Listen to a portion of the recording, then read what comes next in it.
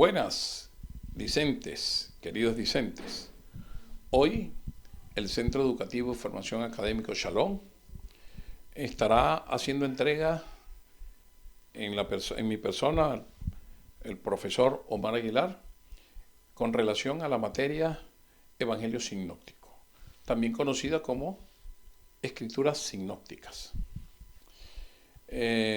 Soy pastor ordenado, mi edad 65 años. El correo electrónico de la institución lo tienen en pantalla. Mi grado de instrucción, tengo una maestría en teología, tengo otra maestría en consejería y terapia familiar y tengo 2 reconocimientos doctorales en la parte de teología, por lo cual mi especialidad es teólogo, escritor y terapeuta familiar. Para ello quisiera hoy dar inicio a la materia Evangelio Sinóptico. Para ello quisiera mostrarles que los que enseñan y predican la fe cristiana deben conocer mejor la Biblia que cualquier otra literatura existente, porque la Biblia siempre será más importante que lo que dicen los hombres y mujeres acerca de ella. ¿Por qué este principio fundamental? Este principio fundamental es referente a que usted y yo, que constantemente estamos consultando, investigando con relación a la escritura divina, debemos estar apercibidos, como bien dice la palabra, que debemos presentar defensa buena del Evangelio de Jesucristo. Por ello, somos nosotros los que debemos conocer, manejar, entender y llevar un mensaje de calidad. Para poder nosotros llevar un mensaje de calidad, necesitamos estar preparados, necesitamos tener argumentos fidedignos y bases sólidas para poder entonces así llevar y defender lo que la palabra de Dios nos dice. No te preocupes por lo que no entiendes de la Biblia. Preocúpate por aquello que entiendes y no aplicas en tu vida. Corrie ten Boom lo dijo, un escritor que habla con respecto a lo que son las escrituras. Ahora bien, al periodo intertestamentario se le conoce como el tiempo o periodo de silencio entre el Nuevo y el Antiguo Testamento. Esto significa que fue entre el último de los profetas, que fue Malaquías, y el primero en el Nuevo Testamento, que fue Juan el Bautista. Por el año 30 de la era cristiana, eso encierra un tiempo de 400 años, 450 años aproximadamente. Hay algunas teorías que nos dicen, o algunos escritores que nos dicen, que son 400, otros 430, pero la que más se asemeja es entre 400 y 450 años. Porque no hay una precisión exacta, no hubo quien tomara precisión exacta del tiempo. Entonces, para dejar un margen cómodo de entendimiento, desde Malaquías hasta Juan el Bautista, hay un periodo entre 400 y 450 años, usted lo puede expresar de esa manera. En este periodo de aparente silencio no se paró la historia, la filosofía ni la teología, es decir, que el conocimiento no se detuvo. Al terminar lo que conocemos como el Antiguo Testamento, Israel siguió en la incertidumbre. ¿Por qué Israel sigue en la incertidumbre? Porque Israel no aceptó a Jesucristo como único Salvador, mucho menos lo aceptó como Hijo de Dios, sino que esperaban que fuera de una simiente de David, y ellos no tomaron a Jesús porque ellos consideraban, porque haber nacido en un pesebre de esa manera pobre, no consideraban que era el Hijo de Dios, consideraron que tenía que venir de una simiente rica, acaudalada, una simiente poderosa, y por ello desecharon al Salvador del mundo. Pero gracias a ello entramos nosotros como el injerto de la higuera, para que nosotros ahora fuésemos también considerados en el reino de los cielos y pudiésemos ser salvos por él. Hay que tomar en cuenta que históricamente Dios ha usado todos los periodos buenos y malos en la extensión de su reino y cumplimiento de su palabra. Es decir, Dios, pase el reinado que pase, pase la persona que pase, suceda quien suceda, esté el poderoso que esté en el gobierno o como rey, a Dios eso no lo va a detener. A Dios eso no detiene la marcha de Jesús, ni de Dios ni el Hijo de Dios Jesucristo.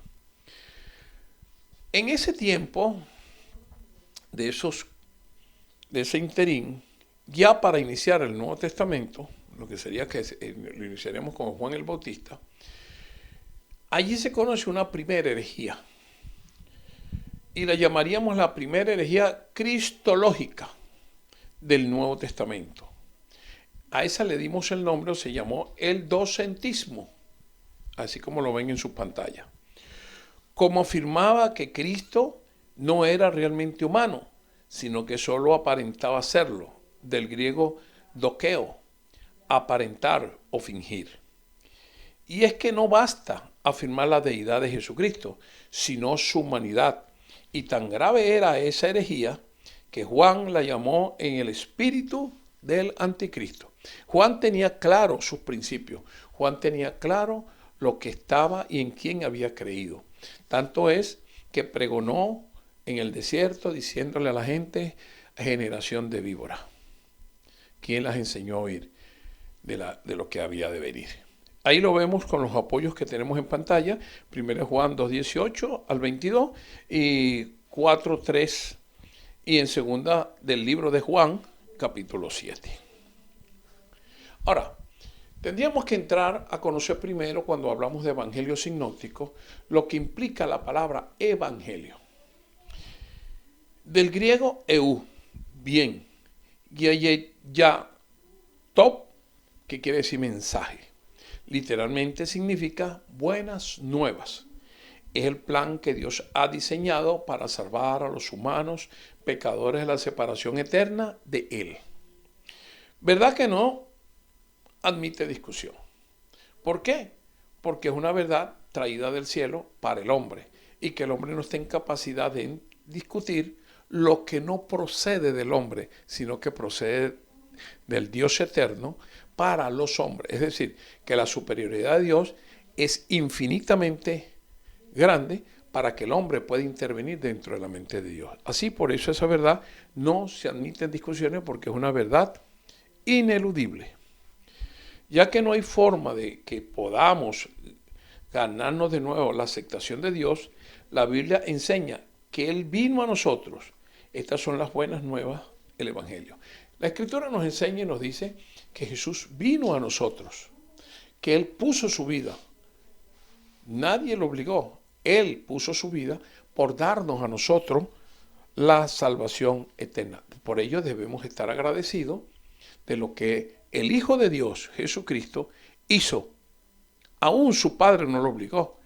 Él, en su entendimiento, dijo, Padre, como el hombre no ha podido cumplir lo que se ha establecido, yo voy a cumplirlo para darle redención y salvación a lo que ya está perdido.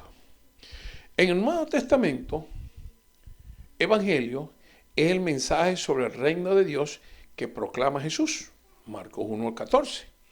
Y la historia que se relata sobre Jesús en vida terrenal y después de su muerte y de su resurrección. Es decir, que no solo fue en la vida, en la trayectoria de su vida, sino aún en la muerte hubo sucesos. Y en la resurrección, porque Cristo no se quedó en la tumba. Hay un solo evangelio, lo dice Hebreos 1:1 al 2. Y un solo autor, que es el Padre Dios. No hay. Como ya hemos definido, buenas nuevas. Las buenas nuevas proceden de Dios para con el hombre, para que eso se pueda efectuar de manera clara y saludable para el ser humano. Un solo autor, que es el Padre Dios. Ahí lo vemos en Tesalonicenses, como lo vemos en pantalla, 2:13, Romanos 10, 14 al 15 y 1 Juan 1:5. Ahora, el mensaje e historia de la acción salvadora de Dios a través de la vida, ministerio muerte y resurrección de su único Hijo. Dios originalmente se utilizaba para describir informe de victorias en batallas. Por ejemplo, siempre decían, Dios nos ha guardado, Dios nos ha salvado, el informe en batalla. Según de Samuel 4:10. Cuando el hombre se veía amenazado y era liberado, y él consideraba, entonces ahí era que venía a reconocer a Dios. Pasa igual en los actuales momentos. Cuando tiene usted una crisis, una situación que le está emergiendo, usted llega y lo que primero entiende y dice, ay Dios mío, ayúdame. Pero cuando tiene los tiempos de bonanza y los momentos de gloria y los momentos que usted se encuentra resuelto o su vida está caminando en bonanza, usted se olvida de Dios. Así se utilizaba el nombre de Dios. Hoy muchos siguen utilizando el nombre de Dios de esa manera. Ahora bien, significa también proclamar el triunfo divino sobre los enemigos de Dios. Hablaba de liberación y salvación que vendrían de la mano de Dios cuando el largamente esperado Mesías apareciera para liberar a Israel. Es decir, en el tiempo antiguo se dependía de Dios en las batallas, en las contiendas, en los problemas, en los conflictos. Hoy en día, eso ya el tiempo del Padre hasta Malaquías ocurrió. Ahora comenzamos con el tiempo del Hijo en el Nuevo Testamento, en el cual ahora nosotros debemos depender. Veamos ahora esta parte que dice, y les dijo. ¿Quién les dijo? Jesús le dice a sus discípulos, y por todo el mundo y predicad el evangelio a toda criatura, sin distinción, a toda persona. Marcos 16:15. Toda criatura, porque antes de ser adoptados por Dios y pertenecer a la familia espiritual, somos criaturas, solo de Él. Y cuando lo aceptamos y creemos en Jesús, venimos a ser hijos de Dios. Juan 1:12. El llegar a ser hijo de Dios y pertenecer a la familia espiritual es una decisión propia cuando respondemos a su llamado divino. Es decir, todos fuimos creados. Las personas allá afuera nos dicen, no, es que todos somos hijos de Dios. No, todos somos hijos de Dios. Se les dio potestad de ser hijos de Dios a todo aquel que le recibió. Así como usted y yo, que hemos recibido a Jesús como nuestro único suficiente Salvador y ha quedado en nuestras vidas, y nos hemos arrepentido y hemos enmendado nuestra vida, hemos decidido caminar de acuerdo a las pautas de Jesucristo y no a nuestras propias pautas, desde ese momento hemos pasado a ser hijos de Dios. Hemos aceptado, nos hemos arrepentido, hemos reconocido pecado y sabemos que el único que puede perdonar los pecados es Jesucristo, y a través de ello, por eso es que nosotros hoy somos hijos. Ahora bien, aquí hay una connotación muy importante, porque Dios tiene misericordia, el Padre tiene misericordia aún de los que están afuera, pero la misericordia es intermitente, porque está en potestad de Dios hacerlo o no hacerlo. Por eso se llama misericordia. Cuando usted atiende la mano a una persona es porque usted tuvo misericordia, pero no está obligado a hacerlo. Ahora bien, para el que es hijo de Dios, aquel que se ha arrepentido y ha buscado al Señor Jesucristo, es importante que usted conozca que usted ahora es hijo de Dios. Y las promesas dichas en la Escritura, todas las promesas en la Escritura, están hechas porque Dios el Padre las ha determinado a través de su Hijo para que sean en nosotros una realidad. Es decir, visto desde este contexto, lo que quiere decir es que usted y yo somos ahora hijos, no criaturas. Y como hijos tenemos la gracia de Dios. Accesamos a sus promesas. Y esas promesas se hacen presentes en nosotros, como no se hacen presentes las promesas en el que está allá afuera, que no ha aceptado a Cristo. Allá es la misericordia. Si Dios se apiadó, bien. Si Dios no. En cambio, para nosotros hay un compromiso. Así como usted tiene un compromiso con Dios, Dios se ha comprometido a través de su Hijo entregarnos esas bendiciones a nuestra vida. Ahora bien, eso es el Evangelio. Ahora, la palabra Evangelio. Ahora vamos a lo que es sinóptico. Sinóptico quiere decir perspicaz, agudo, visión en conjunto, término que proviene del verbo griego sinorao, que significa ver al mismo tiempo. Quiere decir que viendo el esquema de uno, se ve también el de los otros. La visualización en paralelo de los 3 evangelios sinópticos permitió apreciar las grandes coincidencias que existen entre ellos. Veamos bien esta lámina. Sinóptico entonces quiere decir una visión en conjunto. Es decir, que en el escenario en el cual estaban sus discípulos, observaron, Mateo, Marcos y Lucas, observaron desde una perspectiva. Y cada uno de ellos cuando narra en los evangelios, narra desde la forma y de la concepción como ellos lo vieron. Por eso es que usted ve que unos son más explícitos y otros son menos explícitos. Vamos a poner un ejemplo. Cuando Jesús dijo, y eso lo van a buscar ustedes en su Biblia, esa es una parte de una tarea dinámica que vamos a irle dejando, aparte de las que ya van a tener en el sílabo, que las van a tener ya en su sílabo identificada. Pero aparte de eso, para un crecimiento propio, notemos una parte que dice allí. Y Jesús le dijo a Pedro, antes que cante el gallo, tú me habrás negado 3 veces. Pero hay otro de los evangelios, en esa mirada un poquitico más expandida. Dice, y eso lo van a buscar ustedes, dónde lo dice y quién lo dice y cómo lo dice. Dice, antes que el gallo cante 2 veces, vosotros me negarán, tú me negarás, Pedro, 3 veces. Es decir, entonces, muchos que no entienden, conocen la palabra, no como usted y yo que la conocemos, dicen entonces que el evangelio, es decir, que la negación de Pedro, antes que el gallo cantara 1 vez, pero otro dice 2 veces, entonces se preguntan, la Biblia se contradice, dicen muchos, porque dice 1 y luego dicen que 2. Hay que conocer el contexto del por qué uno dice 1 y por qué el otro dice 2. Se los aclaro, pero ustedes deben de buscarlo para que se den cuenta y tengan ese soporte. Cuando el Señor le dice a Pedro antes que el gallo cante, el gallo no es un gallo kikiriki, era una trompeta en aquel entonces, que se le daba el nombre gallo en honor a un general romano que había ganado muchas batallas. Muchos creen que es un gallo kikiriki. No, el gallo es una trompeta que sonaba cuando se hacían los cambios de guardia. La entrega de Jesús se hace entre las 12 y las 3 de la mañana. En ese tiempo había un cambio de guardia. Es decir, venía un guardia romano a intercambiar, ¿verdad? O hacerle la suplencia ahora al que estaba saliendo, que ya estaba cansado porque tienen sus parámetros de tiempo.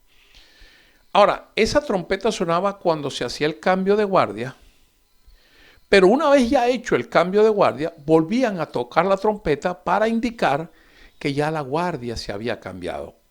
El primer sonido era para indicar, viene el cambio, y el segundo sonido era para decir, ya el cambio fue hecho. Todo eso ocurre en un mismo momento, pero uno de ellos lo ve desde la perspectiva que antes que el gallo cante, tú me habrás negado 3 veces. Pero el otro es un poco más explícito y más detallador, que dice, antes que el gallo cante 2 veces, tú me habrás negado 3. Quiere decir que la palabra no se contradice. Es la perspectiva de cada uno de los evangelios en la forma y en la manera en que vio. La cosmovisión, que llamamos hoy en día, que ven las situaciones. Ahora bien, la visualización en paralelo de los 3 evangelios sinópticos permitió apreciar las grandes coincidencias que existen entre ellos. Por eso es esa segunda parte. Ahora bien, otro término es mirada unitaria. Se refiere a la posibilidad de observar simultáneamente 2 o más objetos puestos en situación paralela. La finalidad principal de los evangelios sinópticos, incluyendo el de Juan, es despertar la fe de las comunidades cristianas, hacer de la vida de Jesús el paradigma para comprender sus palabras y proporcionar una visión equilibrada, literaria y teológicas, tanto de la persona de Jesús como de su obra. Es decir, los evangelios sinópticos nos dan claridad de quién es Jesús, de cómo actúa Jesús, de cómo hizo Jesús, cómo obedeció Jesús y toda la trascendencia de su vida. En él no hay nada oculto. Desde la niñez conseguimos la forma en que fue creado por sus padres, la forma fue criado por sus padres, la forma en que él actuó, la forma en que él obró, en momentos que no obró. Por ejemplo, Jesús llamó a uno y le dijo, ven y sígueme. Y ese hombre le manifestó, Señor, deja primero que vaya y entierre a mi padre. Ahora, si Jesús es el que da la vida, como se la dio a Lázaro, podía también darle la vida a ese hombre que era el padre del quien él estaba llamando. Sin embargo, ahí Jesucristo no actúa, el Hijo de Dios no actúa. Le dice, quien no deja padre ni a madre no es digno de mí. Oye, dura palabra, ¿verdad? Pero podemos decir que el Señor fue injusto allí. No. Resulta ser que dentro de esa cosmovisión divina, no humana ya, está presentado que para ese hombre ese era el día de su muerte y para él no había resurrección. No estaba dentro del plan de Dios resucitarlo. Pero sí estaba dentro del plan de Dios buscar salvar al Hijo. Ya para él tuvo sus oportunidades, tal vez no las aprovechó, ya no había oportunidad, pero para el Hijo oportunidad. ¿Quién desechó esa oportunidad? El Hijo del que iba en el féretro, no el Hijo de Dios. Porque Jesús, el Hijo de Dios, es quien le está dando la oportunidad. Ven y sígueme. Y él tomó una decisión de no seguir. Es decisión tuya seguirle o no seguirle desde esta perspectiva. No es obligación, ¿verdad? Entonces es una finalidad de seguirle o no seguirle con respecto a lo que tú quieras hacer dentro de tu libre albedrío. Ahora, ese libre albedrío traerá consecuencias. Por eso, los evangelios sinópticos muestran, desde esas perspectivas, muestran todos estos casos en la vida de Jesús. También se le llama evangelios sinópticos a los primeros 3 evangelios.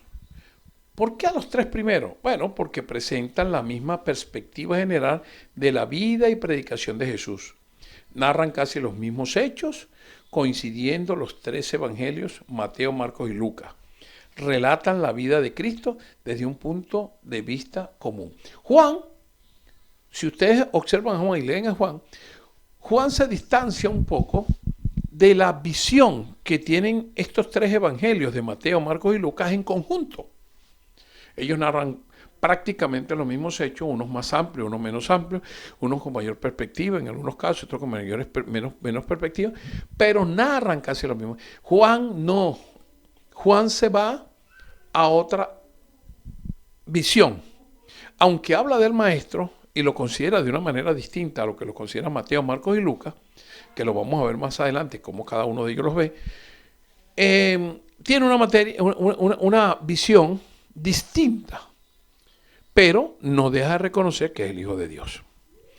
Cada uno presenta al Señor desde un punto de vista particular, con las características que coinciden en muchos pasajes descritos. Este término se amplió a los evangelios de Mateo, Marcos y Lucas, que presentan pasajes muy parecidos y otras características que lo hacen semejante entre sí, ya que presentan las partes principales de un asunto de manera clara, rápida y resumida. Es decir, que los mismos acontecimientos, ellos no eran mucha larga. Unos, aunque son más explícitos, pero también son resumidos, presentan muy concretamente los hechos que Jesucristo en su trayectoria y su ministerio pudo realizar. En este caso, cada uno de los libros canónicos que refieren la vida, doctrina y milagros de Jesús, los cuales forman parte del Nuevo Testamento, son un conjunto entre sí. Fíjense lo siguiente en este parámetro. Cuando yo digo libros canónicos, me refiero a los libros que entraron en el canon. Canon quiere decir caña, medida. Lo que quiere decir entonces que fueron los libros que Dios permitió que dentro de ese ordenamiento fueran establecidos como libros canónicos. Ahora existen los libros heterocanónicos, que no son libros inspirados. Los libros canónicos fueron los que entraron en el cánico y se consideran libros inspirados por Dios y son los que nosotros utilizamos, los 39 libros del Antiguo Testamento y los 27 libros del Nuevo Testamento. Esos son libros canónicos. Y los libros heterocanónicos son libros que, aunque no son falsos, ¿verdad? No quiere decir que sean falsos, son libros que están en la historia, pero que no los tomamos ni los aceptamos como libros inspirados por Dios, sino los que están en la Escritura, los 66 libros de la Escritura. Por consiguiente, podemos consultar los heterocanónicos con conciencia y encontrar en ellos historias que se produjo en ellos, pero siempre entendiendo que no son libros inspirados, porque no son libros que entraron dentro del canon o son libros canónicos. Dicho esto, bueno, podemos entonces seguir adelante con lo que son los evangelios sinópticos, que presentan un ordenamiento general de los hechos de la vida de Jesús, que es común a los tres y pueden resumirse en 5 etapas. Fíjense, la primera etapa, la preparación previa a la predicación de Jesús. Fue el tiempo en que Jesús estuvo preparándose. La segunda, la predicación del reino y milagros en Galilea. El camino a Jerusalén. La tercera, la cuarta, la predicación y milagros en Jerusalén.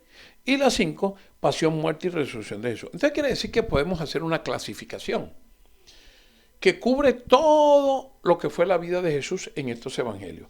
En estos 5 puntos podemos ver entonces la totalidad de lo que Jesucristo hizo en cuanto a su vida de ministerio. Los sinópticos relatan también los mismos acontecimientos, que es una vista en conjunto y general. Por ejemplo, Mateo lo presenta como rey a los judíos.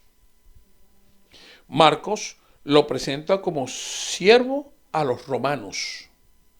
Lucas lo presenta como hijo de hombre a los griegos.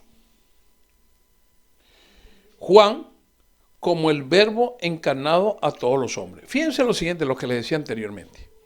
Mateo, Marcos y Lucas coinciden en todas las áreas de los hechos de Jesús. Las parábolas, los milagros, los acontecimientos, la forma. Sin embargo, Juan lo ve de una perspectiva de salvación y lo presenta como el verbo encarnado a todos los hombres.